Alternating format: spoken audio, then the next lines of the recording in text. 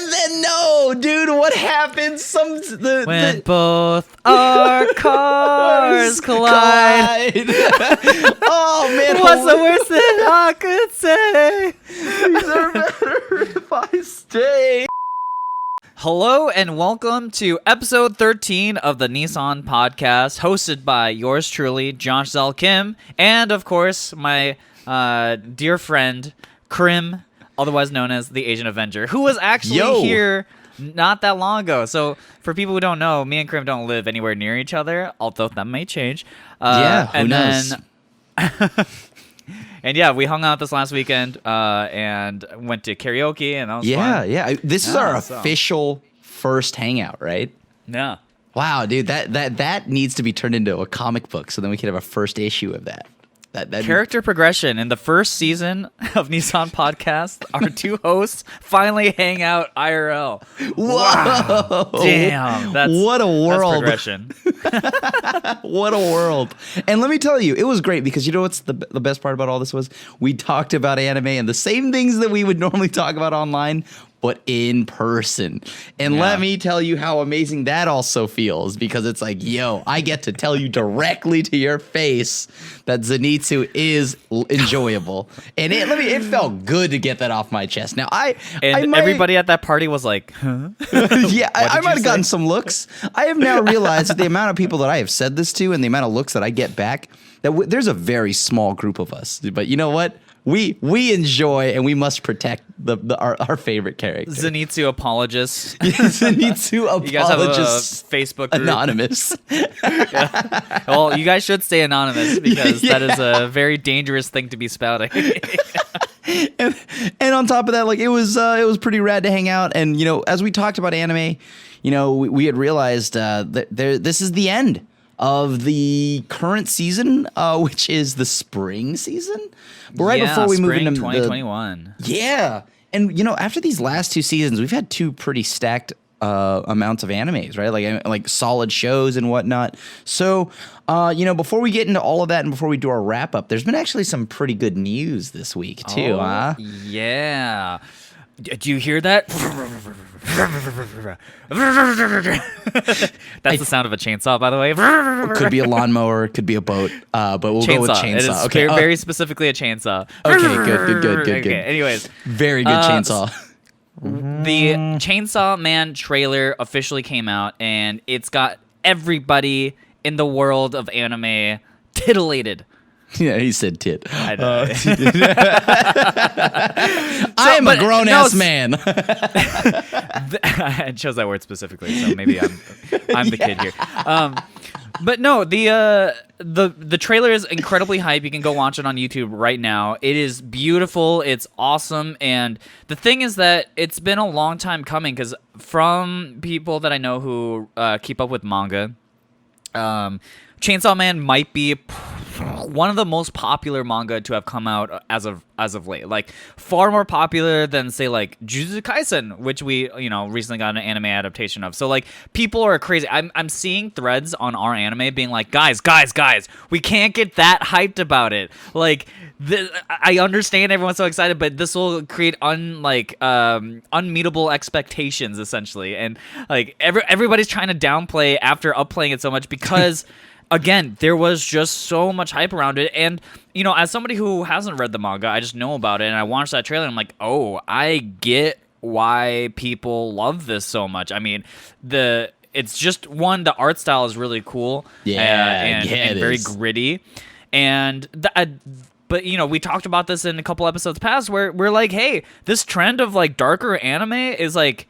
It keeps on ramping up, and Chainsaw Man just seems like a part of it. Like when you watch it, it's bloody, it's dark, it's menacing, and God, it's gorgeous. So I'm really really hyped on it, and I'm trying to hold my expectations down, but I feel like it's impossible. But like this might be our like. It's funny, Demon Slayer comes out, I'm like, oh wow, this is like the best battle show I've seen. And then Jujutsu Kaisen comes out, I was like, oh no, this is the best one. And then Chainsaw Man's gonna come out and I'm gonna be like, that's the best one ever. You know, so I still think that Demon Slayer was a good anime. Great movie, amazing movie, but I still think Jujutsu Kaisen is the best. No, that's what I'm saying. Is like, Well, but we'll before see. Jujutsu We'll Kaisen see. came out, I was like, Demon Slayer. Yeah, this has got to be like one of the best executions of this. And then Jujutsu Kaisen came out and like overtake. It's like the bigger fish keeps eating the bigger, smaller Yeah. fish. It's like this like a chain reaction thing going A on. And chainsaw now, reaction, if you would. yeah, yes, a Yeah. chainsaw reaction. I don't think chainsaws eat littler chainsaws. I don't think that's You don't how know that. works, You but don't know that. So I've never seen a chainsaw in the wild. I will exactly, admit to that. exactly. If a chainsaw falls in the woods with anyone here. Okay, I have never heard anything about Chainsaw Man prior to this. I just watched the trailer because I was like, oh, well, let's take a look at what people are talking about. And without knowing anything about this, no background story, no nothing, I love it. Like from what I've seen so far, art style wise, the character designs, they're simple, but yet very definable in a weird way. It's like, hey, I just look at this and I know that this is a character from that world. Like the suit and like devil horns and like all that stuff. Like this has a lot of memorable like character designs so far, and I don't even know anything about them. I don't know anything about the show. I don't know anything about the manga, and I guess we're about to get to know it because this looks really good for me. As Xell had mentioned, we have been looking for darker animes, and this is moving in that direction, and I am very excited for that. I don't know, is this going to be horror? Probably, maybe not, but the thing here is like it does look darker, and it looks interesting. So, yeah, chalk me up as excited. I'm not caught up in the hype train with everyone yet because I don't know Where's your anything about it. hypometer at? Crim, hypometer. My hypometer is like perfect. What is it? Out of 5? Let's go out of 5, right? Out of 5 Niisans, I'm gonna put myself at a 4 right now on the hype meter, right? This looks promising. It looks like it's gonna deliver that dark, gritty style I like of anime. Now comes to watching it. I don't even know what the story's about. I do, but like only from the trailer. So this is all I've got, and based on that, this looks promising and it looks fun. So heck yeah. Keep doing this, studios. Keep making darker animes. Give me that. Shoot that into my veins. So, hell yeah. Now, this isn't meant to suggest you to do anything, but apparently the manga doesn't actually have that much content. So, like, you could probably catch up on all the manga in a single night. How did it blow up so fast with so little content? It must be that good. Apparently, people just love this manga. So I'm trying desperately not to spoil myself and just, read the manga anyways, but doing my best. I held myself off with Attack on Titan. I can do it for this. I mean, you're telling me right now, and like I've just recently gone on this binge of buying manga again. So like just for collection, like all the old Yu Yu Hakusho's. I'm still missing issue number 10. But yeah, like I've just gone and collected them again. So maybe I go pick this up. I don't know if there's a paper form of this or is this online, but I'll check it out. But yes, there's even more. So, like from there, now I guess now that we've talked about that and like, all of the things that are there any other new animes that are coming out that I remember something else got greenlit, but I think that was the main one. I think Chainsaw Man was like the big one that was announced that like got a lot of people going. But it's not a new anime, but it is a new episode.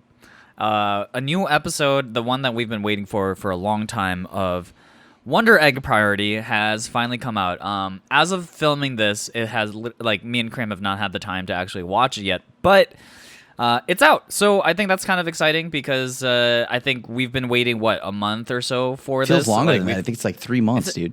So yeah, because basically an entire season, right? Because Wonder Egg Priority was the season prior. Last season, yeah. We've been waiting a long time for this, and I think a lot of the people who are a big fan of that show, because I was a big fan of that show, we've been holding our breath, hoping that they can somehow tie it together. And yeah, I've seen some initial thoughts about it, and I haven't heard it wasn't the type of thing that everyone went, yeah, Wonder Egg Priority, it was awesome. Like, I basically haven't heard anything besides not great things, and so it's too new though. It's too new at the time of filming this, and I also I choose to stay away from stuff like that, so I don't kind of paint this like my opinion any specific direction before I go in. So I have been avoiding all of that right now, and I've done a good job. But It is out, and I'm excited. So we're gonna watch that, because that was one of the best ones for the last season, right? And depending on how it lands, this once again could be one of the better animes in quite some time. So here's to hoping. We'll find out. You'll probably find us sad about it or something on Twitter. So here's to hoping on that hopium right now. Yeah, hoping that it'll be good. That opium. Yep. We shall see. So. Well, let's talk about things, with that ending out. Let's talk about some things that are actually about to end. And now, not every show has ended from last season. So we're going to talk about the ones that have started from last season. Like, example, Tokyo Revengers isn't ending. To Your Eternity is not ending. But we're just going to review it at the point now where it's at. Along with, I believe we are behind an episode on Shadow's House. That episode 13 is not out yet. So yeah, at the time of filming, it's not out. So that one is going to end a week after. So we'll probably lightly touch up on it in the next episode when we talk about a few of the summer animes that we're excited for. So I'm really excited because this has been 2 very good seasons, but specifically this season has had a very, very good anime come out of it. And do you want to start with that? Do we want to start with the heavy haymaker here? I think you know what I'm going for. I already announced it. I talked about it a while ago that it's my anime of the season, and it's only proven to deserve that title as every episode has passed. You're talking about Vivy, right? Oh yes. What did you think I was talking about? So the thing is that how not to summon a demon lord? Well, knowing Crim, it's like one of those things where maybe. There's a non-zero chance. This season, I think, was just full of so many sort of stacked, but not a lot of popular shows. So that's why I wasn't 100% sure. I was I had a good feeling of what you were talking about. So that's why I was hesitating. But yes, Vivy has been fantastic. Vivy is at its end, and it's, I have some thoughts actually. So the thing is that it's an original anime, which I give it bonus props to, because I always think we should always give original anime a little bit more leeway sometimes, because it's a risk, right? You don't know. Vivy's ending wasn't what I was hoping for. Let's put it that way. This whole time, with every little mini arc of Vivy, right? Because most of the Vivy, the season isn't this one narrative that kind of just carries over. It's kind of split up into these little mini arcs that are really well told and have good beginning, middle, end. And so I was thinking, well, they've done it. They've written endings for all these mini arcs. They surely can do it for the whole thing. And it was an ending, but it wasn't what I was hoping for. I still think Vivy is really good. Don't get me wrong. I think if I was to give Vivy a rating right now, it would be a 9 out of 10. But it kind of just didn't stick. It's like when you watch those gymnasts at the Olympics and they're doing crazy flips and you're like, oh my God, that's so awesome. And then they go flip up one last time and then they land and then they take a couple stutter steps backwards and then they do their hurrah thing at the end, right? Right. And that's kind of how it felt for Vivy, where it was man, if they had just nailed that landing, I feel like everybody would be talking about Vivy for a long time. But because that ending was just a little soured, I thought it sort of... What was wrong with it, is my question. I don't think I'll tell you how I feel about it after, but I'm just curious what you thought was wrong with it. Yeah, so I guess, the theme of the show and the big question that, the main character, Vivy or Diva, is searching for is the idea of what does it mean to put your heart into something, right? So I thought that's the central question. And then they sort of just she just kind of answers it and then kind of moves on. And then it just kind of ends after that in a way that doesn't feel, it's triumphant, but it didn't feel like this grand, oh, I really understand everything and how it's changed me and have some sort of reawakening moment. I felt like it just needed a little more time. It just felt like after the as the last episode starts, it's okay, here's a new timeline. I got to do this thing. I got to take charge and change the timeline to the thing I need to. And then I'm going to sing my song. And then she sings the song. And then she wakes up. And then it's like a new world. And like, you know, like it just kind of like happens. Pa, pa, pa, pa, pa. And I felt like it just needed a little more time to breathe and to let things settle. Because I really was hoping that this was going to be like this big, like big crescendo into her realization of what it means to put your heart into things. And by the way, the answer for her was that to put your heart into something is to, you know, combine things with the memories that have shaped you and molded you into the person that you are. That is what it means. And like that's a cool answer, and I like where she got to with it. But it was like, it kind of just felt like, oh, that's a scene, and then it's over. And so that's basically it. It was that. It ended, it was fine, but I just needed something a little more triumphant or conclusory at the end, I think that to me is what felt a little off about it. I think you were looking for some kind of hard closure kind of ending, right?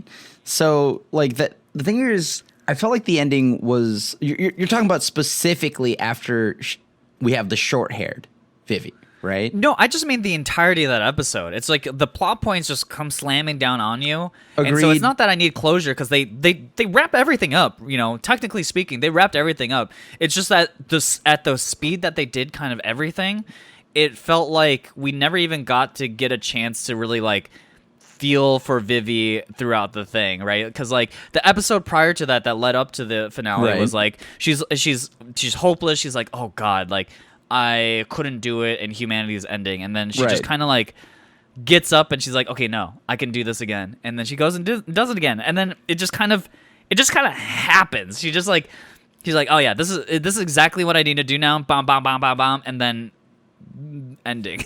I do agree that the ending felt like, you know, things started happening pretty rapidly, right? Like, and they just kept firing them after one after the other. But at the same time, I think like, my feelings on it was that pretty much the way it ended, it was a bit abrupt, but it was still solid for considering how animes end. It answers the question that it asks, much like you had pointed out earlier about what it is to put your heart into stuff, right? And you see Vivy do these things, you see Vivy progress, and you see her learn how to, like, show emotion and put her, like, heart into singing, right? Yeah. And as you saw her, like, you watched her make a song, write a song. It took her like 100 years, but she wrote a song, right? And so the thing is, though, like, I get why that would happen, like, you know, why you would feel that it just kept like pounding it down, like, just like doing these, like, Vivy just had this checklist and she just went down it and did all of it, right, to complete the story.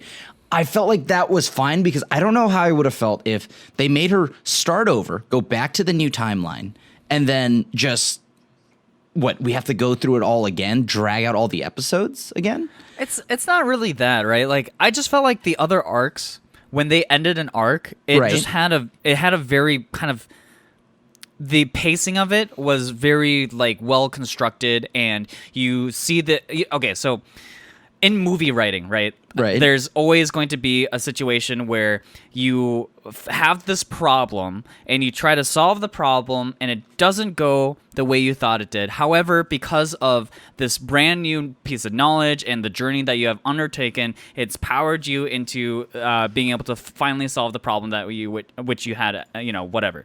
And that, I guess the problem there is that in that moment of, like, defeat and, like, oh, this wasn't as easy as I thought it was going to be, and they had to, like, look within, it just felt rushed, I guess. And, like, I felt like for every other mini arc that they did in Vivy, I felt like they just did endings better, and then they kind of, like, stumbled at the end and realized, oh, we have a lot of ground to cover, and so we just got to, like, go.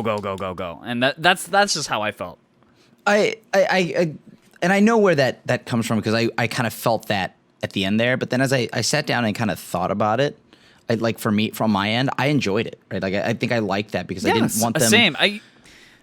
I'm not like saying like Vivy's ending was awful and horrible or whatever. Oh, yeah. I just don't think they nailed it in the way that, like, you Could know, like, they have you nailed go it, to though? the end of... Yeah, I think so. I think every ending is nailable, actually, right? Like, and there's going to be a feeling of satisfaction when you get to an ending that feels good. And, like, that's how it is for any piece of medium, right? Like, you watch what's the movie with the magicians, and you get to the ending and you're like, whoa, Which one? There's two. Are you talking about the Prestige, or are you talking about Prestige? Yeah, the like I'm Illusionist? trying just the movies that have like endings that you feel like are tremendous, and you're like, oh, whoa, Yeah. like that's crazy. And any good movie will stick its landing because that's part of what makes it good, right? Is that like you watch it and you feel satisfied and you walk away from it being like, damn, that was something.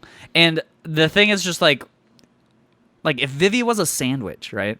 Yeah. And it's like you take that bite and you're like, juicy sandwich, oh, delicious. But then like randomly at the very end, you're like, oh god, what was that bitter taste? And you're like, I mean, it's still a good sandwich, but it like that was weird. and that's how I Okay. feel. It was just like the Vivy sandwich just had like a weird aftertaste, and like it's not terrible. I still enjoyed the sandwich. It just like wasn't exactly how I thought it would go. I think for me, it stuck the landing, but only because the bar isn't that high, right? But like, so- shouldn't we have like a standard for this stuff? Like, Yeah, we anytime we should. say like. We shouldn't ever be like, oh, anime normally Grading on a just curve. sucks at this. No. The thing is that like, I think anime should be caught to the standards of all things that are media, because in my opinion, anime can do that, right? Like, there's no reason that anime can't do these things that like other shows and mediums can do. It's just we've come to accept it because it's just been mad for a long time. But Yeah, that's I don't true. think we have to. I don't think we have to accept it, I guess, is what I'm saying. And I don't think we should either. I guess just like strictly speaking of the way how I saw the ending, how I enjoyed it, I think it's just because I'm just like, oh, thank God it didn't, like it didn't end. yeah. Like, you know what I mean? It's like a sigh of relief, right?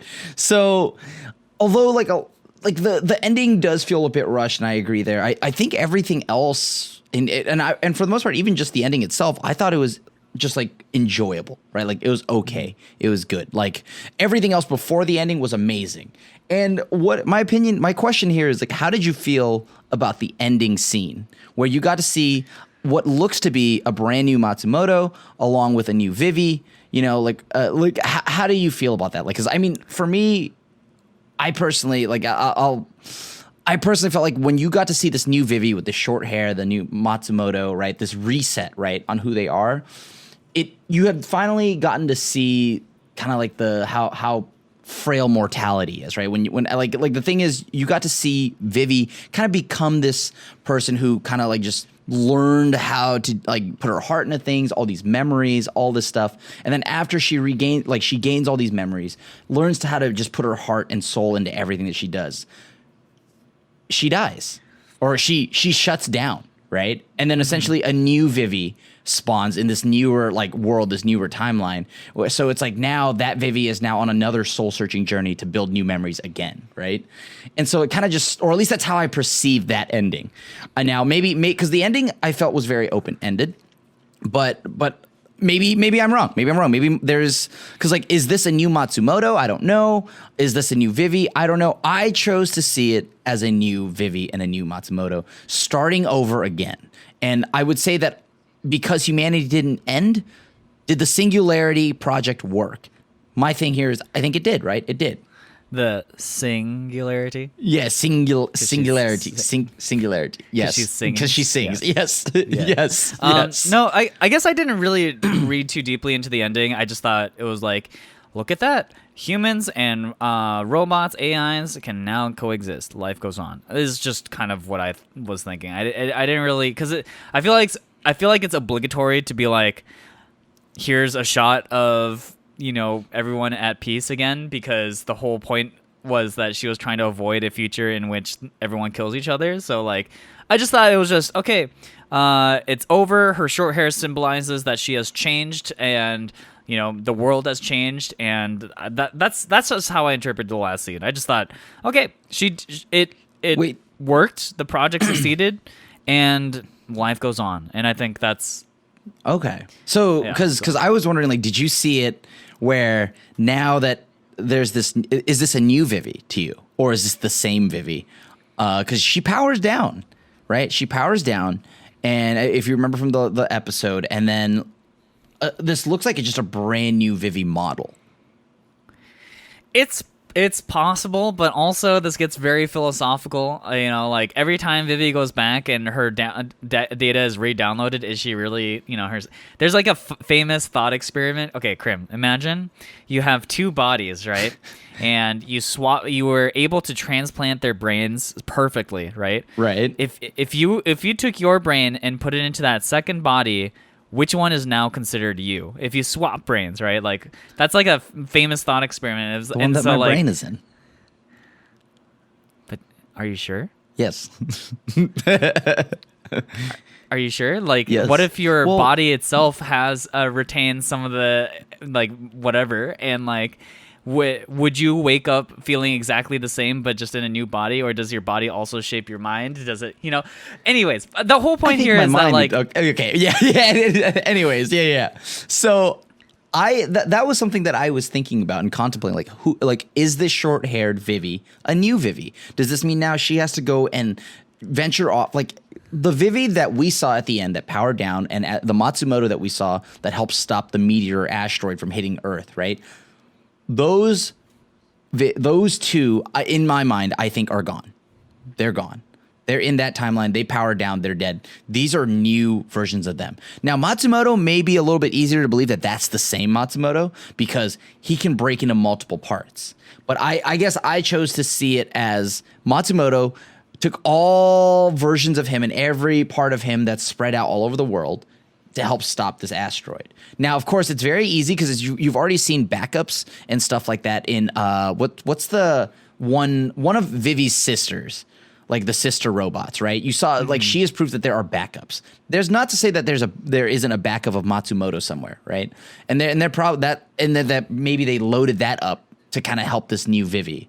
Or is this, because I think that Vivy, the one that you saw at the end where she goes back to Nii-Land or whatever, the place where she started, that Vivy's done. That Vivy's powered down and gone. I guess maybe. So to answer your question, it's kind of like maybe because in this world they can clearly download data and transfer it across bodies or whatever. So right. In my opinion, is it a new Diva or new Vivy? Well, Vivy and Diva are different people. Sure, I would say. I right? just mean that entity, right? Just her data and and so. I guess at the end I'm kind of it kind of doesn't matter, right? I felt like the ending message that is just life moves on and you continue to attain new memories as life goes on. Whether that's a new Vivy or not, it's just now there's the possibility of change. And I thought this was just a conclusory thing because, the archive, the whole reason why they decided that humans were unnecessary was that the one limiting factor that AIs had against humans was that AIs could not create. They could not evolve. They cannot change. And so Vivy is essentially living proof of that to the archive, and that's why archive decides to destroy everything. So that ending shot in accordance to that is that life goes on. Whoever you are now isn't who you're going to be forever, and that goes for Vivy, that goes for humanity, and whatever, and so life goes on. It's just kind of how I interpreted that. Okay, yeah. See, I guess for me, I interpret it only it mattered in that because that Vivy, that specific Vivy, learned memory, had all those memories, had all those moments with all those people, and then also wrote the song. If that Vivy's powered down and wiped out, does this new Vivy have the ability to create a song? Does this new Vivy have the ability to, kind of do all these things, right? Because she's still a Vivy, but not that one.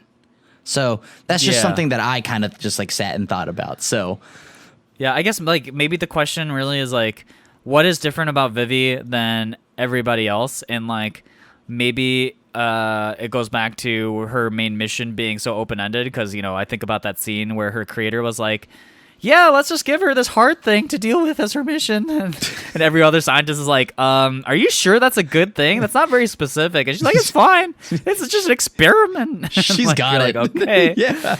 So is that really the difference? Is that her mission was open-ended, therefore she could, if you were a human and you had this thing that you were pigeonholed into, would you also not technically have free will and you wouldn't ever change? I don't know, maybe that's a I mean, if you're programmed into doing it, right? Is that really your decision? Okay. Yeah. So without this, to kind of like wrap up the Vivy talk, I think that the show ended in a way where it's a lot better than your usual anime ending, and I enjoyed it. It was a bit fast. It definitely felt like it was like running out of episodes at the end, but overall still very enjoyable to me, and I think very deserving. I think it's like seeing like an 8.6 or something on my anime list or something like that. Yeah. And I think it's very deserving of that. And I would even still say that there's not enough talk about Vivy. And the way that it ended is very, to me, open-ended. And so, like, obviously let us know what you think in the comment section on how it ended and what with the questions that it seems to ask, and other than that, I mean, I'm going to give it, I'm going to give this like almost like 4.5 Nii-Sans out of 5 here, dude. Like, I think this is a really good one. And strictly, that's just like talking about like anime. But if we're talking about like on the season, I give it a 5. Like, just of the season, it's definitely still my pick of the season. It's so good, and and it's beautifully animated. It has great music. It touches on a lot of deeper topics than the normal anime would, and I love seeing that. And it left us with an ending that we can kind of just talk about, right? Like, how we choose to see it. Yeah, I think I really liked Vivy, so I guess on our scale, I'd give it like 4.5 stars out of 5. Niisan's, I dude. Niisan's. loved it. Branding. Niisan, sorry. Branding, dude. 4.5 Niisans. Can I just get the image of the car? 4.5 cars. No, but like, I guess like, it's unfortunate because I always felt like Vivy didn't get the credit it deserved. And seeing some of the discussion threads about Vivy and some of the other anime, like, I still feel like people are downplaying Vivy a lot, which is unfortunate. But it's also unfortunate that it didn't end on this like ultra triumphant, awesome note in which like people can be like, dude, this anime is flawless, and everyone should, like, because I guess like when the ending isn't spectacular and it doesn't feel like fully all there, and this is again like nitpicky, but it's harder to convince somebody that like they're to watch a show that has no flaws versus like has some flaws, right? And so like that's why I just desperately wish Vivy had just nailed it, and then we would have seen Vivy talk forever, and it could have been like one of those things that people remember 10 years from now and being like, to be honest, even if it stuck its ending, I think it still would have gotten not enough praise. It would have probably been one of those things where it comes back like maybe like 5 years later and then gets talked about some more. Because I feel like this show is still severely just like underrated, underappreciated, whatever you want. Like I think this show is still amazing, and the 8.6 doesn't do it enough justice. I think it deserves maybe even a little bit more. 8.8. Yeah, and to be fair too, is like this season was weird in that I went into it not thinking this would be a particularly strong season, but it ended up being extremely strong. Like all around, there's so many good anime, and I think that's one of the reasons why probably Vivy feels even more underappreciated, because like it's in a season that actually ended up being extremely stacked, and I think that's a rare thing to happen and unfortunate, I think, for Vivy. So yeah. All right. So that's the closing thoughts on Vivy. Now let's move on to another one. So that one, I had to start with that because that was like one of the best of the season. I think the best of the season. So this one hasn't ended yet, right? But you just recently watched it, caught up and everything too. Tokyo Revengers. I'm gonna just go over like the ones that I kind of felt like were pretty solid top tier animes from the season, and I'm gonna be honest with you, Tokyo Revengers for me at the beginning of the season, if you go back, I felt like this was mid tier. I felt like it was very mid tier, kind of just like my filler show that I'll watch in between things. But it got so much better.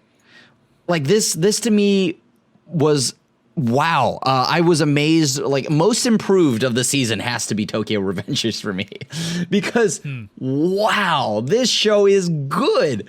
Every character is amazing, and I love the ability to play with the whole jumping back in time and stuff and moving and kind of correcting and changing the futures. And, I kind of felt like it was The Outsiders, but with a little bit of time travel. And two things you wouldn't think to mix together or whatever, Green Street Hooligans, whatever. But the thing is, the characters were so enjoyable and the depth of the heads of the gang were absolutely sweet. Now, the show isn't over yet, so there's still a lot to be wrapped up here. But from 12 episodes in, the first 2 episodes started moderately slow, right? I mean, but there was enough there to watch. But now Tokyo Revengers has proved, every episode after that just continues to build on and just really got to the final episode, which by now, if you haven't seen, definitely check it out. I thought it was really good because, let's see here. You get to see Hina, right, in current time. Right, that with Naota, everybody there, and you get to see all the characters, and you're like, oh, this is it. This is also going to be the love reunion I've been wanting. And then no, dude, what happens? When both our cars collide. Oh man, what's the worst that I could say? These are better if I stay. Honestly, though, is there a better way to describe this season or this episode 12 and of course it's Akun, right? Who comes back again, kind of serving as the same role as he did in the other timeline, showing that there's still something that Takemichi didn't fix. And of course, it's I forgot the name, the dude with punishment tattooed on his hand, the blonde hair in him. He's the one that sets this all up. So this shows that, although some slight changes happen, maybe Hina dies a little bit later, the results are still the same. And you just can't help but also feel that pain and misery that Takemichi's feeling, as the result just ended up the same. So this has me really hyped to see how the rest of the show fills out here. Now, this is one of those ones where I don't think its ending will stick. I don't know what kind of ending it'll have, but I just cannot imagine this show having a good ending that'll be enjoyable. Maybe I'm wrong, and I hope I am. But from right now, from what I've seen from this, holy hell, what an episode 12, and what a way to tie everything back together. What are your thoughts on this? I am a little less hyped on this show, I think, than most people, because I think a lot of people have been talking about how much they love this show. I thought the last episode was interesting, so this show does a lot of sort of bait and switches, and so the whole idea of is everything going to be okay, is it not, and they kind of hang on that for several episodes, and this was another case of that where they were is everything fixed, we've been trying to save everybody.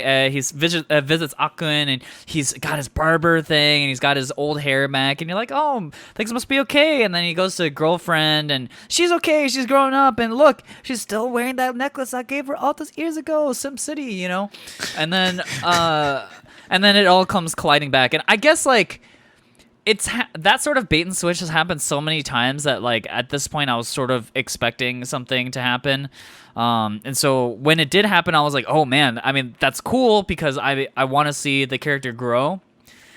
But I think when you're talking about how you loved every character, I was like, yeah, I love every character except one. There's one particular flaw with this show that prevents me from liking it as much as I would, I think, normally like, and it is the main friggin' character.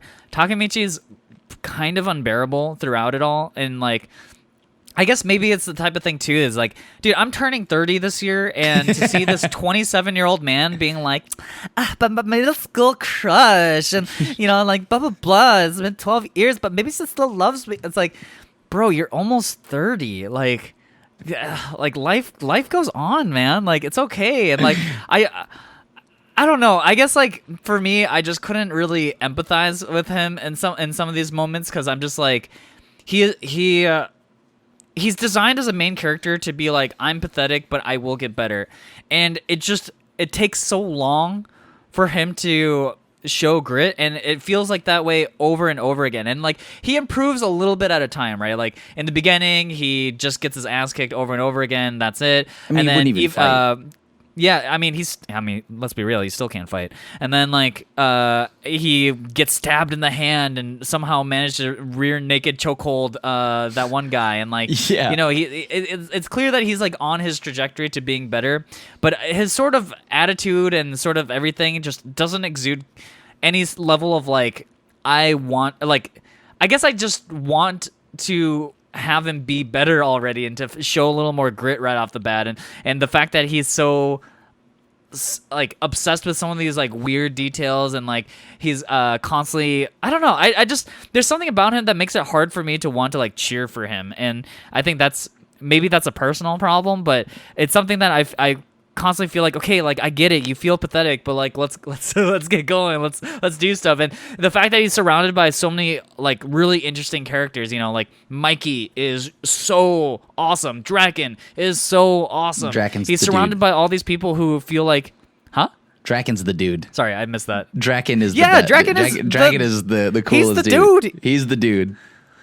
He's amazing. And so like I guess part of it is just like he's constantly surrounded by people who I feel like are better than him, but in a way that like makes me be like, okay, so Takemichi, it's your turn. Of course they're going to be like, better than him though, right? Because they know who they know who they are. I want to see the Takemichi that like Mikey sees in Takemichi, because like we keep hearing his thoughts, and like I still don't see Takemichi as like a person who I'm like, yeah, this guy is a very admirable person. Yep, that's him. That's him. Like, and so I feel like though with the last episode, it feels like this is going to be the big change, right? Like, everything that's happened up until now leads to the current thing, which is like, he's not fighting for anyone else now. He has to fight for himself, because like we've learned through how the time travel thing works is like you can't travel back in the past. The time just moves kind of like at this like weird constant rate for both sides. So there's no way of him, at least so far, that he could like go back and undo the death of well, actually, I guess technically he could, right? If they figure out like what happened. So I guess he might still be able to. But like it felt more like when he would grit his teeth at the end of the episode, and he's like, okay, this is like the last straw. I must change. Like I felt like that was like the most significant time where it felt like he was going to start making the big changes into becoming, you know, cooler and more confident, and yeah, I guess cooler is like the main thing. I just want to see him be cool. I mean, now he's got to be more than cool, right? He's got to be a badass, because he's gonna be taking over the Tokyo Manji's gang, right? So like if he wants to do that, he's gonna have to fight his way to the top. So I'm excited to see where this goes. But yeah, to see where it goes. But right now, oh man, that ending and seeing Hina in that car. But yeah, so like the thing here is, I think this show right now, from where we are, 12 episodes in, I'm loving this show. I'm giving this another 4 out of 5, or 4.5 out of 5 here. Nii-San's, by the way, because I think this show is really good. It's the most improved of the season. Like it really turned itself around. So really cool concepts here for me. And then like what's the next? What would you give this? What would you give this if you were to rate it right now? I think at the end of it all, I'd give it like 3.5, I think is about where I would put it. So I like the show, but I thought it needed a little bit more. But I am excited. Like, it's not like bad by any means. I was again just kind of waiting, and so I think considering what's because it's not over. There's going to be more episodes. I'm still excited to see what's going to happen next. So yeah, with that, let's move down the list. What are some others that you've been watching that have really caught your eye this season so far? I think one of the other anime that I thought was terrific this whole season was Zombieland Saga. I know you hadn't watched it, but Zombieland Saga Revenge continues just to be hilarious on one hand and just a good time. And I think again, it's just good dumb fun, but it has a little bit of heart in there, and you just want to see these girls succeed. And I don't know, it's like hard to nail down everything, but I thought that the show was great, and it ended on a pretty fun note of just like they got their revenge. The whole season is called Zombieland Saga Revenge because they're trying to make up for their concert that went horribly wrong, and they pool in all the people together that they've helped this entire season to pull off one last concert that like is there to save everybody and to bring cheers and hope back to their area, and like it just all culminated in like a good fun moment. And the songs were actually pretty good too. I'm not usually into idol songs, but I was into it, and it just felt like a good finale. This episode was slightly longer than the other episodes too. I think the runtime was like 27 minutes versus like 23 or whatever. And yeah, I don't know. Zombieland Saga continues to be one of those shows that I think more people should give it a chance. I know this might be surprising to some people, but I'm actually not super into idol anime, and this was like the first one that like really stuck with me, and I think it's a great watch. So. Zombieland Saga. That one, if I was to give it a rating, and that's another like 4.5 out of 5 Niisans out of me. Hell yeah. Okay. So I guess on that too, another one that I've also watched and kind of changed my mind on, I don't think you've seen, is Nagatoro-San. Oh, yeah. Now, I wasn't too high on the idea of this anime, right? Because like, just this girl kind of bullies this guy, the whole time, and slowly but surely you could see the layers peel back, right? And there it does get somewhat a little too fan servicey at parts, moving later into the show. But so far, I think like the way this ended and everything, it was a cute enough show, but kind of doesn't really separate itself from a lot of the other classic, like, I don't know, whatever romance or kind of animes you want to see. It doesn't really separate itself other than that the girl Nagatoro, she's just very mean at the beginning, and she's continuously mean the whole way through, but she's mean in a loving way. And I know that sounds weird, but like it just kind of makes sense as you continue to watch it. But yeah, like the show kind of starts off really fun, like and you kind of get into it, you like the characters, but then it kind of just devolves into this just generic thing that you've seen before. So I'm going to be honest with you. I'll keep this short and sweet. I think I'm going to give this like a 3, a 2.5, maybe even a 3. It's something that I think this this is where I thought Tokyo Revengers would fall at the end of the season. Turns out it was actually Nagatoro, which is still an improvement because I went from not wanting to watch it at all to now watching it and realize, okay, so it's just every other anime. So I think I'm giving this a 2.5, maybe a 3 Niisan. So if you're into this kind of stuff, like, the schoolroom, like flirty romance stuff, then it's probably, you've seen it before, but with just a little more of a mean twist to it. So, I mean, I think it's interesting because, as somebody who frequents like the subreddit for anime a lot, Nagatoro's discussions kind of died out. I don't know what happened, but like maybe again because there were so many other good shows that were up. I felt like, at the beginning of the season, a lot of people were talking about Nagatoro-san, and then halfway through the season, I just stopped seeing any discussion about it, whether it was good or bad or what. It just kind of disappeared. So I thought that was kind of interesting, and maybe that sort of holds up to like what you're talking about with like how it ended up. Yeah, like I feel like this that's probably a huge part in it, right? Because it does just kind of become everything else that you've seen before. So like I mean, not to say that it's god awful, but like this is definitely not one that I was like. It definitely went down on my priority list when it came to watching shows every week. So, I don't know. I mean, if you're into that kind of stuff, then I guess it's okay. It's not bad. It's not great. So there are 2 shows that I didn't watch that people have been touting as like, these are some of the best of the season. And I'm not sure if you watch these. I know I haven't, but the first one I want to talk about is Odd Taxi.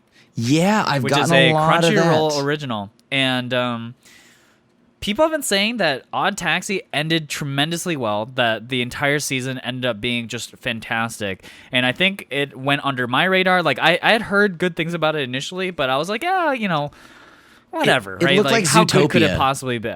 Yeah, I mean, dude, I love Zootopia, so I don't know what you. Okay, my bad. Sorry. Trying to say about that. Okay, but like in the end.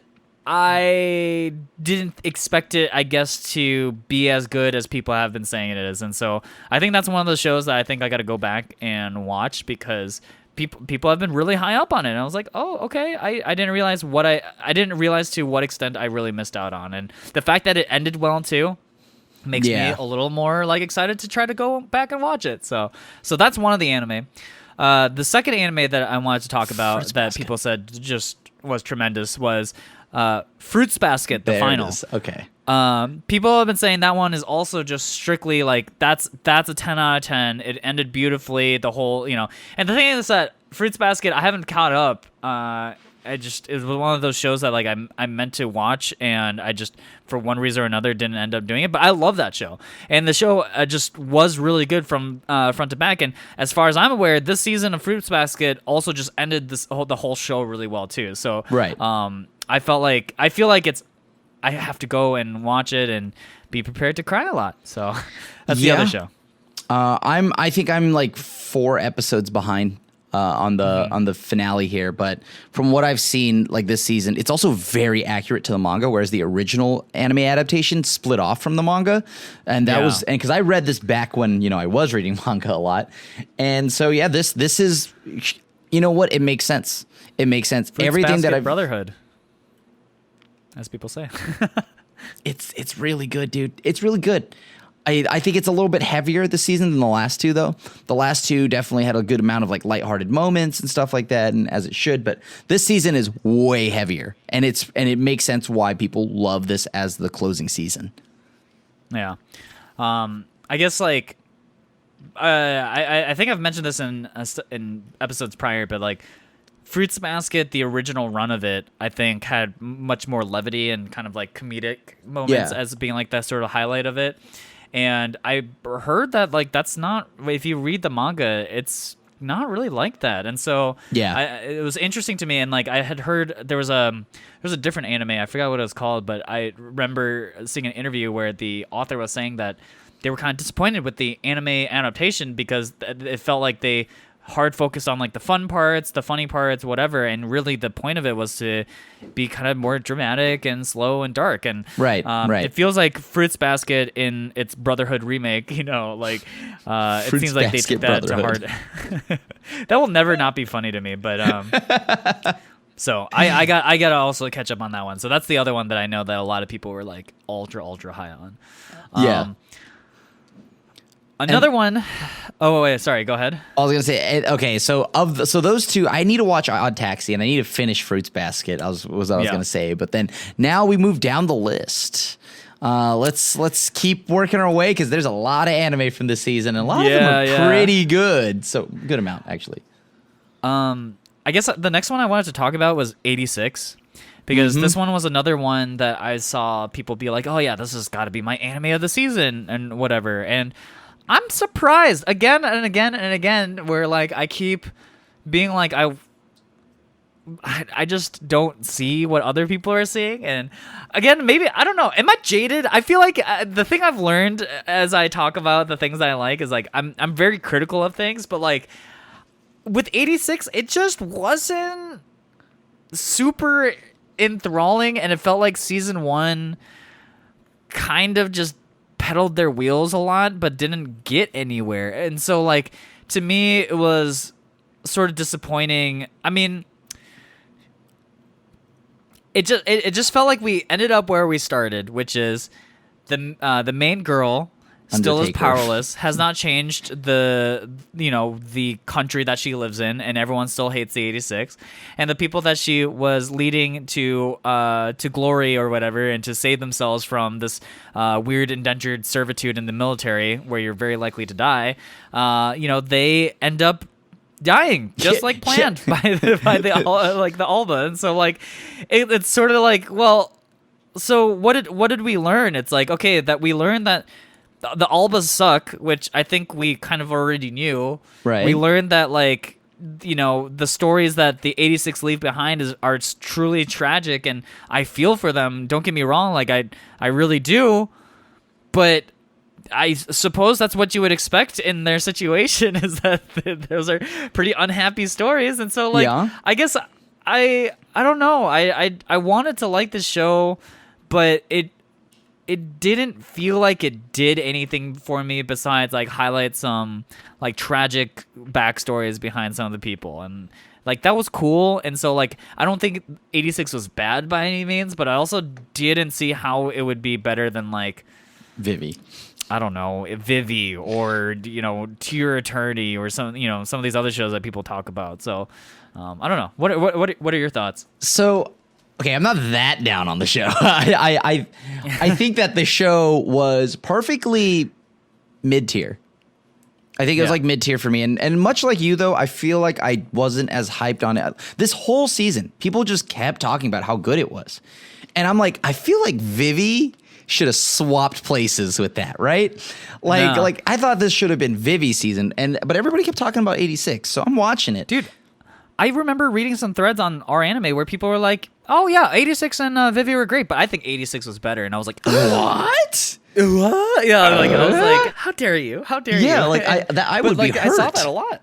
I really? Oh man. Okay. So the show overall, much like Xell had talked about, kind of just went where we thought it would, right? It went exactly where we thought it would. The only difference is, though, is that I'm a little bit higher on the main character because she did, example, she got to know all their names, and it showed that she was viewing the 86 as more than just like puzzle pieces, right, and pawns and stuff like that, and this war, right? So I thought that was really great, and you got to see them all band together and like in their final moment go out in a blaze of glory kind of thing, right? But you got to watch the main character. You got to watch her grow in that she's really become more like she values human life, right? She values like human life regardless, no matter what. And then you've seen that she clearly, being on house arrest, she is now learning to like I could see where they're gonna go with season 2, which I assume will be her struggles to come to grips with like where she lives and how their morals are so messed up, right? So you do see a little bit of that, and after seeing all that, like, don't get me wrong, it's got some sad stories here. Definitely, had me hit me in the feels in some parts, but yeah, it didn't seem to do anything outstanding to me. It didn't seem like it reinvented the wheel or anything like that. And I mean, look, I'm a sad boy, so like you can get me to cry at the right moment if you wanted, but like the thing here is I felt sad, but the thing is I didn't feel like the deaths were outside of like maybe Shin, right? Like outside of Shin, the black-haired dude, and like going for his brother. Outside of him, all the rest of the 86 didn't seem that important to me. So yeah, I felt like we just didn't get enough time with a lot of them, right? Like, there were a bunch of them, and they started dying off like flies very quickly into the season. Right. And I did underplay, by the way, the main character. I did think her whole journey of like her from starting from just being like, yeah, I just want to save the 86. Yeah, this is awesome. To being like, oh shit, like the 86 are really suffering in a way that was unimaginable to me. And like her sort of transition to understanding the 86 was really nice. So I will give it that. But yeah, I don't know, man. I did not fall in love with it the way I felt like other people did. And so, it might be the type of thing too, where like, I know, right? It's tragic, and I can't tell if it's just because people are just such big fans of the original light novel, because the light novel is very popular, and so maybe people are just excited that it got an anime adaptation in the first place. So that's got to be it, right? I mean, it's maybe done, right. It's done by A1, right? A very popular studio, and then on top of that, backed by a light novel that had a lot of popularity. So, but like Vivy is just unknown unless you watched it, right? Because this is an original. So okay, that would make sense then. But otherwise, like, I mean, 86 just kind of felt okay, right? Like, I don't think it was bad by any means. Just thought it was okay. Yeah. But yeah, like, so moving on from that one. Well, before we, I guess, head out, I think we got to do our due diligence here and give it our rating. I'm gonna give it about I'm gonna give it about 3 Niisans. It felt perfectly just okay. Like, it was good. I probably like 3.5, I guess, if I was to be nice. I think that's about it. It is beautiful. The soundtrack is great, and 3.5 I think is pretty fair for the show.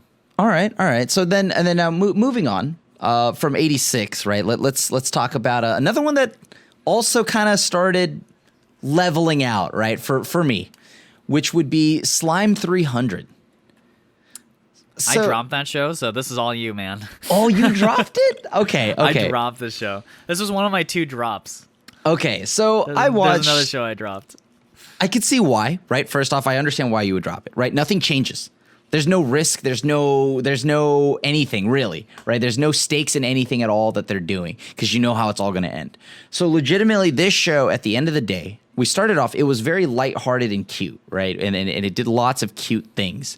The difference here is that it continued to do that, and it didn't change at all. At all. Like, at all. It just literally did the same thing all the way to the end, where the only difference is now in the end, there's more cute girls doing more cute things. They even opened up a cafe. That was where the season ended. It ended them making a cafe. Beelzebub, I ended up liking her more than I thought I would. She's great. She's got that whole like She's got mommy energy. yeah, like Dami mommy energy. Like dude, she's pretty rad. And actually, there's a manga or a light novel, I don't know, that's a spinoff on just following her. I feel like that might be more interesting than the cast that we got here, because now, don't get me wrong, I love the characters. I thought they were great, but they were never really presented with any real stakes of any sort at all, because you knew it was going to end fine. And the humor is still there, it still goes on, but like I just felt like it was a slice of life that somehow, not just like slice of lives even have problems and like, you know, things come up. This show had none of that. So it was very true. Like, if you watched the first episode, you got that exact same thing all the way to episode 12. So this one, though I didn't drop for me, this one I definitely was really high up on it because I thought it would do more later on, but it ended up just doing more of the same stuff. So I think I'm giving this 3 Nii-Sans. I liked it more than Nagatoro-San. I like that. So the reason why I felt like I got bait and switched when I watched this and why I eventually dropped it was that the whole premise of how it started was that, like, she got overworked, she died from overwork, and so she wanted to live a life where she does not work anymore, right? Like, and I thought that was going to be the core concept that they carried through for whatever, but it actually just ended up being the way it all starts, and then they were just like, you know what, let's just make it an isekai, just like, forget any of that, and we're just gonna make an isekai, and we're gonna load it up with a bunch of different types of girls, and then they're gonna go do things randomly together that have nothing to do with work or not work or whatever. And so for me, it just felt like a little bit of a bait and switch, because I was really expecting it to kind of like hammer in on the fact that, like, hey, I think overworking is bad, you know, and you saw a little bit of that in the very beginning where she like warns some of the other characters, like, bro, you're working too hard. This is bad for you. And like I was all about that messaging, and then to have it kind of just switch into a more generic isekai kind of left a bad taste in my mouth, I think. And so for me, it just sort of had a flavor, but then turned very vanilla like as it went on, and as it dragged on, it never felt like. It just never did anything that made me want to continue watching it. Because, like, if I wanted to watch something funny, there are funnier shows. If I wanted to watch something cute and bubbly, there's, like, better cute and bubbly shows. And, like, so, like, I felt like it just didn't go any direction. It sort of just stayed in the middle of a hodgepodge of isekai stuff. And so it never progressed story-wise. It just stayed the exact same place with more characters. And so, yeah, I guess for me, like, if I was to give it a rating, I'd like a 2 out of 5. You know, like, I mean, I did end up dropping it, so. yeah. Reasonable, fair. See, like, then, like, what about one that, you know, I just listed one off, so why don't you take the reins and, why don't we talk about a different one? One of the shows that I ended up really liking overall was Megalobox Nomad. Megalobox Nomad, I did not care for the first season. I know me and Crim have fought about this many a time. But I thought the first season kind of sucked. And so I didn't really know what to expect when I started watching Megalobox Nomad, because I kind of expected the same sort of hallmark things from the first season, which is has gorgeous animation, a gorgeous soundtrack, but the fights are going to be largely lackluster and the characters are going to be flat. Well, they actually turned a lot of that around, and like the animation was great. The soundtrack is very like Mexican inspired, it had a lot of mariachi, which is awesome. Music, right? Yeah, and like I love had the lo-fi that. hip hop too. It was like a weird modernized lo-fi version of all this stuff, which was I thought really cool. and a lot of the themes too of home and all the stuff was, you know, I just thought it was really powerful, and they really created characters this time. You know, like I remember through season 1, I just couldn't really care for Joe. I couldn't really care for the support staff around him. I liked Aragaki. His story I thought was amazing in season 1, but in season 2, it felt like everyone now is getting a real story. I love Chief's story and his whole like thing of him trying to save his home. I loved all the stuff that happened when Joe tries to go home and he realizes all the people that he left behind really resent him, and now he had to work to try to like bring them back. And like I even liked some of the stuff that happened on like the entrepreneur side of things. Where you know, like talking about the scientists who made the thing that made Mac's body work and all that stuff. So like I thought they created some really good narratives and some good characters for once, which I was really happy with. And again, aesthetic wise, beautiful show. I love the animation. The way it ended, I felt like again, it didn't nail the ending, but it ended fine in some ways. I think I really wanted to see a match in Megalobox end with some sort of like actual ending. So yeah, I thought they created real characters and a real narrative, but I just wish that any fight in Megalobox could have like an ending that people can feel good about. It just feels like every time they set up these like epic fights, they don't really end in a way that makes you feel good. Like I thought the only fight this time around that it felt good about was Leo versus Mac, and I was like, oh, okay, that was a cool fight, right? Yeah. And this fight, the thing is, like, I understand why they ended the last fight the way they did. It just, I get it, but I also was like, man, I just want to see them fight, and like the fight choreography in the show is also just not that great. Like a lot of times it's just them being like, foo foo foo foo foo foo foo foo, and like I don't know. I guess I just wanted a little more out of the fights, but I guess it's not really about the fights, so I guess that's why, you know, it's not super important. And this isn't like a shonen, and this isn't like trying to be Haikyuu or trying to be, you know, whatever. So I understand. It just feels a little underwhelming, I guess, sometimes. But I did really like the show overall, and I was not very high up on Megalobox season 1, but I think season 2, if I was to give it a rating, I think it would be like a 4.5. I thought the show was this season 2 was particularly fantastic. Yeah, I'd give it about a 4, just because. Well, I mean, I kind of had that same issue where, like, yes, they pulled the same ending that they did with Yuri, right? Like, it's the exact same ending where they just up and it's done. Now let's tell you what happens. It's like, okay, why did that happen out of nowhere? But yeah, like I thought it was really cool. It's called Nomad for a reason, and as you had mentioned, it touches up on a lot about home, right? That's why it was such an important thing for this show, what we call home. And like that's why I think that all the characters that they had this time between Mac, who you saw, like, you know, with, you know, his life at home, and, you know, he never wanted to forget his family at home, right? Like, so like that was his home, wherever his family was. So that's why he never wanted to lose sight of that. So that was the main goal that every character had to go through, right? Like to figure out what they considered home and to never lose sight of that. And for Joe, that was, you know, the nowhere, Team Nowhere gym, right? And with all the kids like Sachio and all of them. So to him, it didn't matter that he lost. It didn't matter that Sachio threw the towel in right then and there.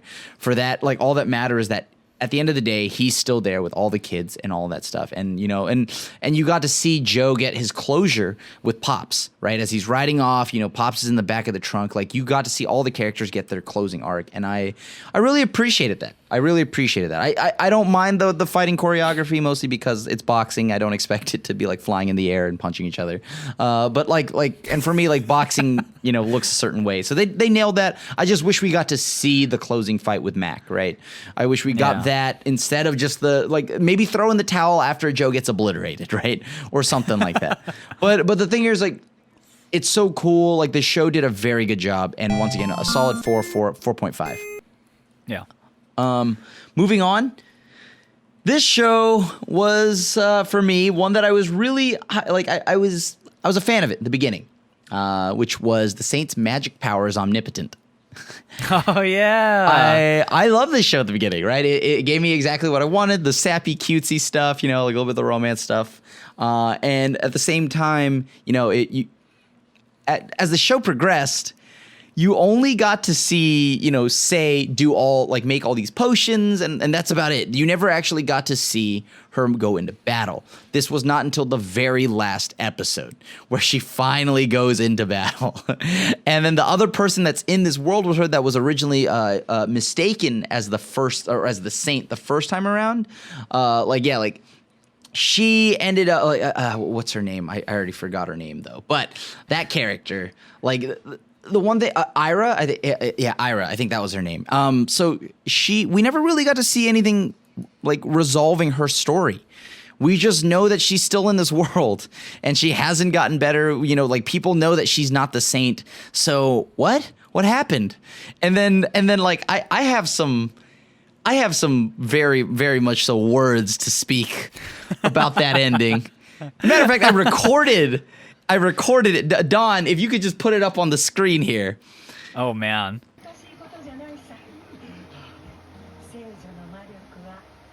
No. God damn it. By now, it'll have played, right? I'm assuming Don has chopped this up so that it's played. I saw that coming from 10,000 miles away, and they pulled the classic crap of, you know what the Saints' power really was. Something that we all had in all of us all along. And right when the lady said it, I knew it. I was like, no, please God, no. It's love. And I'm like, I will not swear on this podcast, but oh my God. I was like, damn it, dude. Are you kidding me? Are you really going to pull the it's love crap all over again?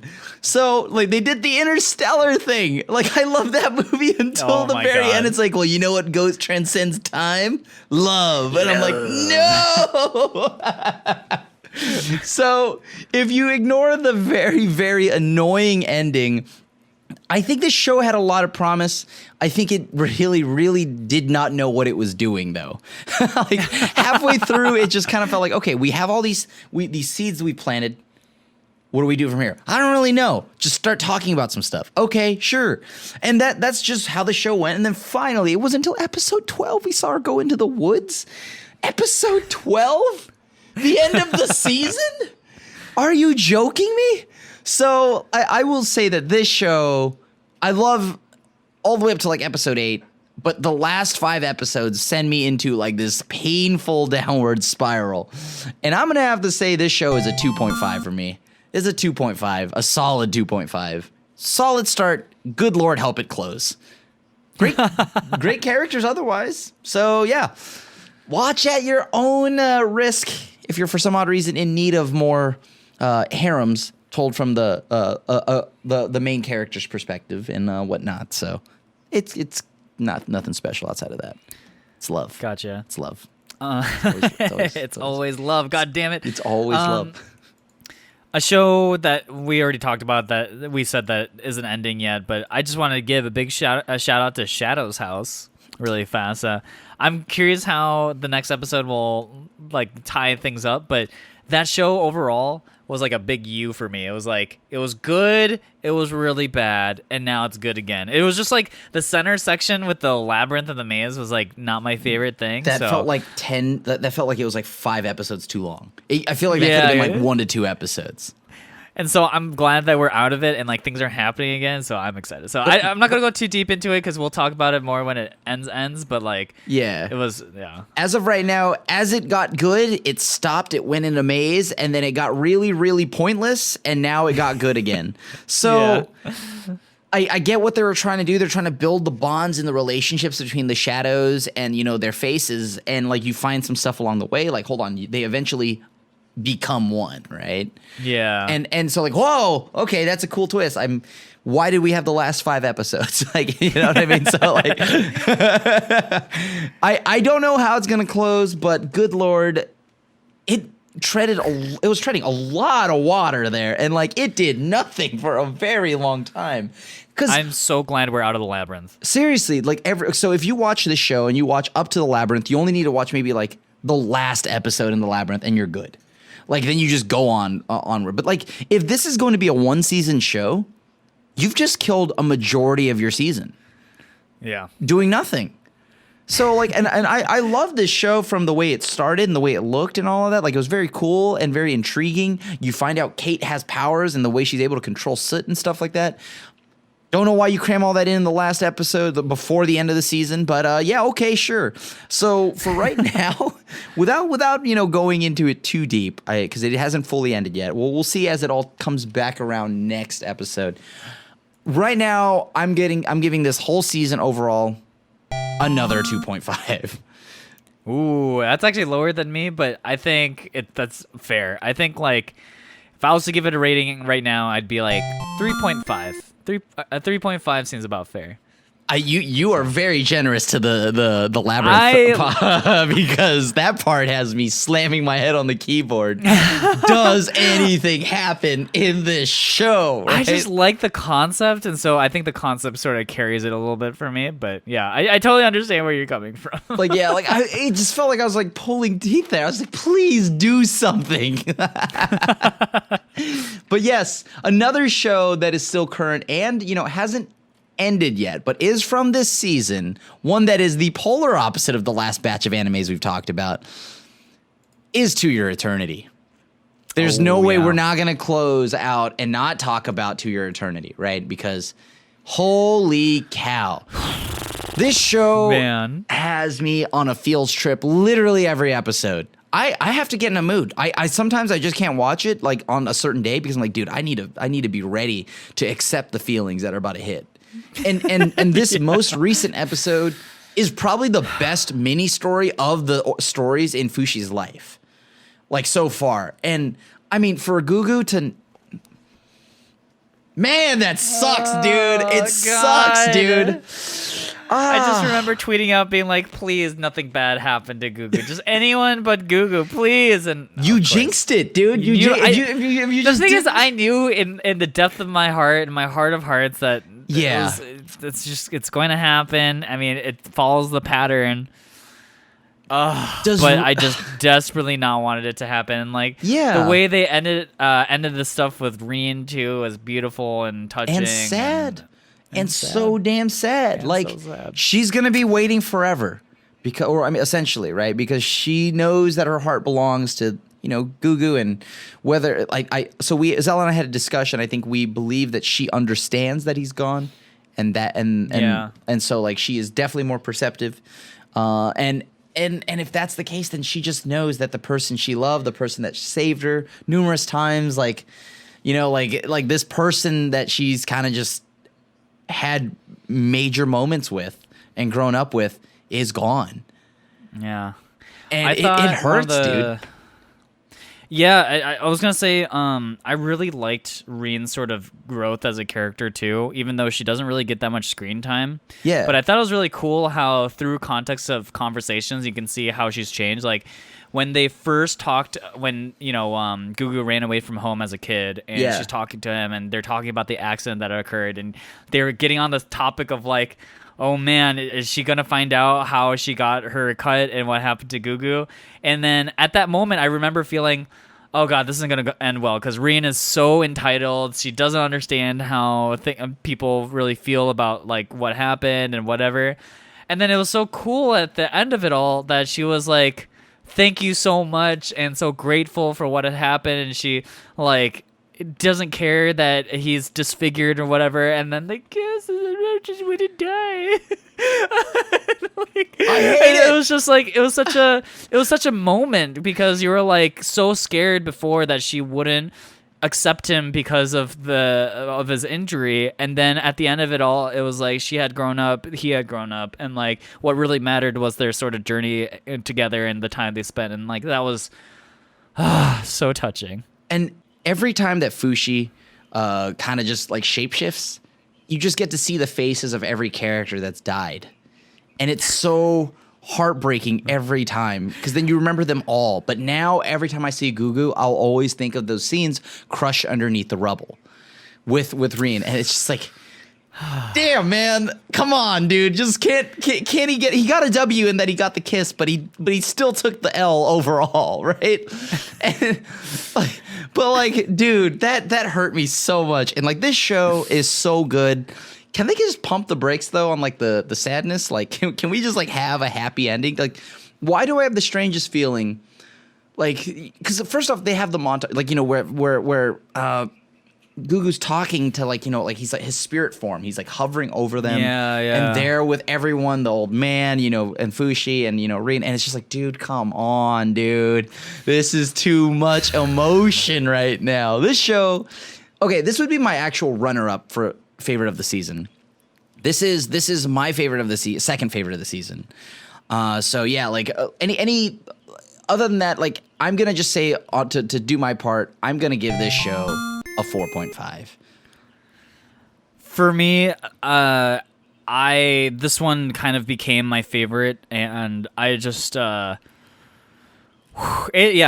feels that you get is incredible, and I do think though that this whole the journey thus far has served as the prologue, and I don't foresee the show kind of continuing the pattern of like Fushi goes to a new set of people and then the person dies and then he absorbs them. I don't know. Maybe that's how this will always go, is like, but I hope they switch it up a little bit and have some Somebody like lives. moments that feel good and like yeah, like something. I'm curious what they're gonna do, because like I do think that this show can end up dragging if they just continually die, and then you just foresee this like kind of like pattern of like, oh, get used to this person that's really nice and really kind-hearted, and then they die, you know, like over and over again. I could only cry so much. As of this point though, Fumetsu no Anate or To Your Eternity is a 5 out of 5 for me. I think it's just wonderful. I think the soundtrack is good, the animation's good, the characters are amazing, the story that they tell is amazing. Like I really can't find any particular flaw besides that, like, maybe the narrative is getting a little bit stale and that, like, it feels like the same things are kind of happening over and over. And I do think it's possible that it'll keep going over and over, because, you know, the interstitial that they use where it's like that wooden wall that they draw the little scribbles on, you can see which people he's absorbed. Yep. There's a lot of room in the opening, they're like, it's like filled out. there's like at least 12 more people who have to die. So I'm kind of curious where that's all gonna come from. I mean, and then eventually he becomes this like final form, and you're gonna see what that becomes when he's absorbed all these people. So I assume that's how it's gonna end. But like for right now, God, jeez Louise. So and if we're talking about just on the season, I would give it also a 5. So it'd be right there neck and neck with Vivy. I guess there's one thing that we haven't been able to like fully talk about yet. I'm just gonna go over real quick. Is by now we're in the 5th season of My Hero Academia. And oh, that's right. Yeah. We're like about 12 episodes in or something like that, maybe 13. And so far, I'm very curious. Like I want to know more about the previous people that have had, you know, All for One or One for All. Well, I'm getting those inverted. Hold on. One for All. Deku's. The one that went from All Might. One for All. Yeah. And so I'm really excited to see its past users and stuff like that. And it's really cool seeing the characters, like the purple-haired character, I forgot his name, that controls people, mind control-wise. And I'm glad to see Shinzo, yes. I'm glad to see he's on the hero course now. But this season is starting off catastrophically slow. And there's not a lot happening so far. And I'm really hoping that this doesn't become how last season was, where it randomly just ends with that big banger where you see Endeavor fighting and just like going off, and it's like, wow, all of that didn't happen until the last 4 or 5 episodes. So for right now though, they gotta do something, because they're slowing down a bit here. You can tell it. Let's go with you can tell it's season 5. Right? So the school arc is very similar to the Labyrinth arc in Shadow's House, in which it just dragged so hard that I, was not very interested. However, now that we're finally free from it and free from the Christmas filler episode and whatever, I feel pretty confident that the stuff that's coming up is going to be really interesting, because they've already sort of set the stage in the last episode of what the future conflict is going to look like, and that already has got me being like, oh, thank God, here we go, it's time, baby, it's time for my hero to shine. And I think based off of what people have told me about the manga, based off of what I'm seeing, I can see why this next part is going to be good. So I'm hoping, but as of right now, if I was to give a rating for the last 12 or so episodes, it's like a 3, like 3 out of 5, maybe. It was like, it's fine in that, like, wow, we got to see things fight and the animation's good and stuff, but Jesus,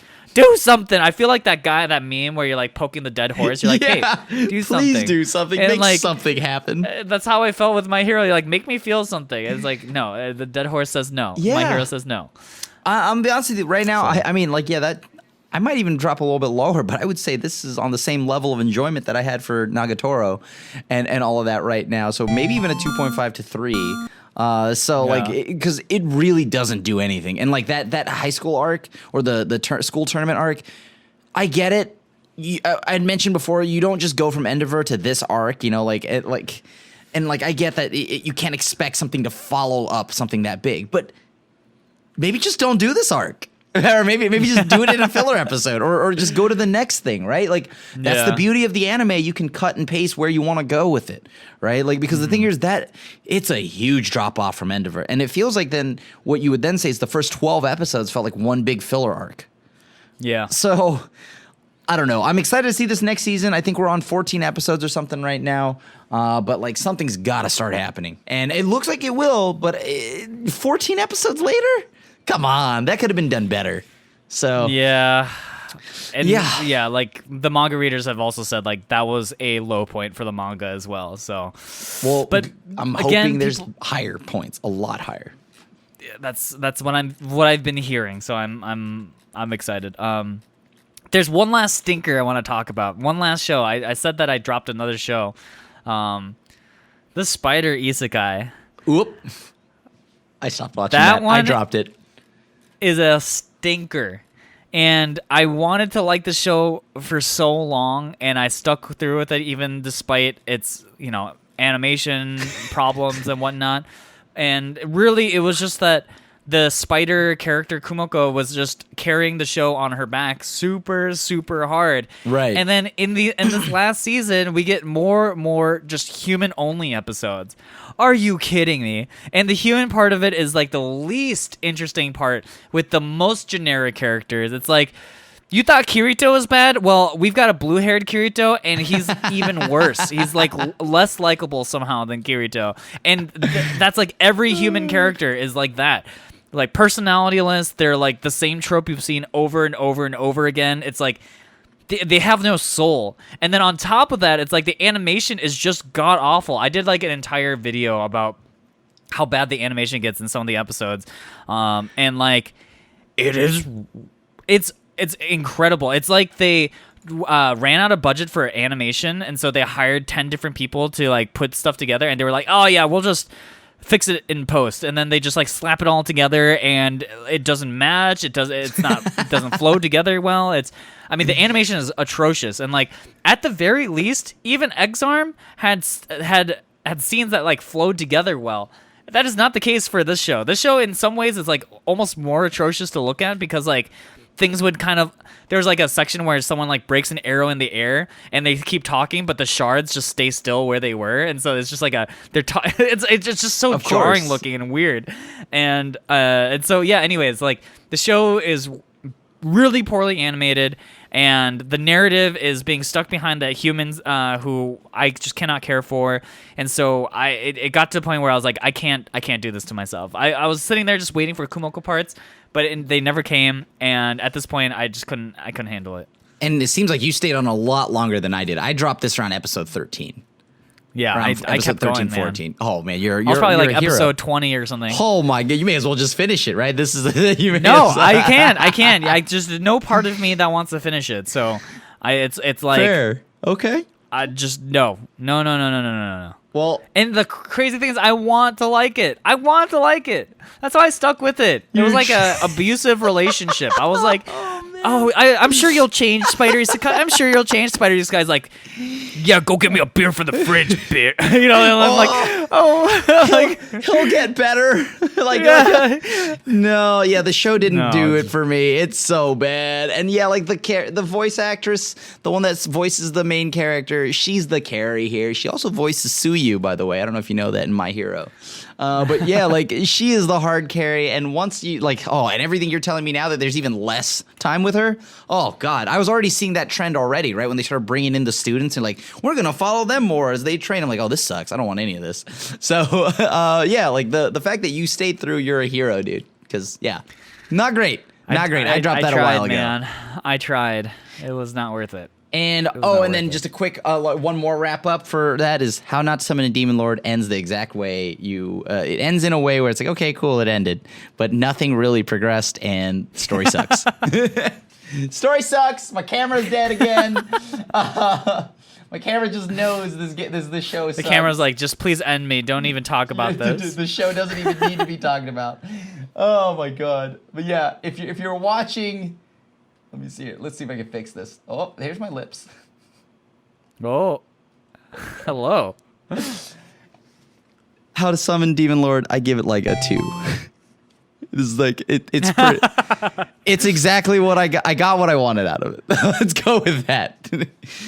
So yeah. Sounds good. Without going on any longer, it's hot here. Let's wrap it up. My computer's melting. Everything's melting. Yep. California's melting. So let's wrap it up. And, so anyways, yeah. Yeah. Thank you guys for watching this episode where we talked about everything from spring. Next episode we'll be going over the new season, and that'll be exciting. Maybe, I'm not sure. We'll see. But yeah, so that's it for this season. Thanks for watching. If we missed other shows, please let us know. Oh, sorry. Yeah. And also, we broke 300 subscribers. And we have got even more downloads on the list. And so thank you to everybody that's continuing their support in some way, shape, or form. Hell yeah. We're doing an anime podcast and we broke 300 subs. Woo! I'm so pumped on that. We're doing it. We're doing it. So yeah, no, seriously, thank you all for watching the show. And we really appreciate you guys. And please keep spreading the word and whatnot, and hopefully we'll see you guys for next episode, which, like I said, is going to be about next season, and I'm really excited to talk about that. So, all right, thank you guys so much for watching. Peace. Peace out.